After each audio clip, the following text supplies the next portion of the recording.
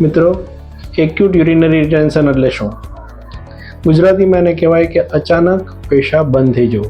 પેશાબ ભર્યો હોય એવું લાગે તમને, પણ પેશાબ ઉતારી ના શકે દર્દી. એ એકદમ પેઇનફુલ કન્ડિશન હોય છે અને એમાં ઇમરજન્સી ટ્રીટમેન્ટની જરૂર હોય છે. તો મિત્રો, એ થવાના કારણ શું હોય?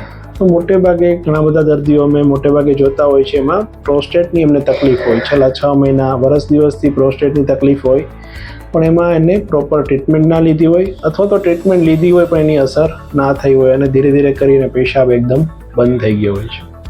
બીજા જે કોમન અમે રીઝન જોતા હોય છે, એમાં ઘણીવાર પેશાબની જે આપણી ઇન્દ્રિયની નળી હોય એમાં કોઈ પથરી ફસાઈ જાય તો આપણે પેશાબ એકદમ બંધ થઈ જાય.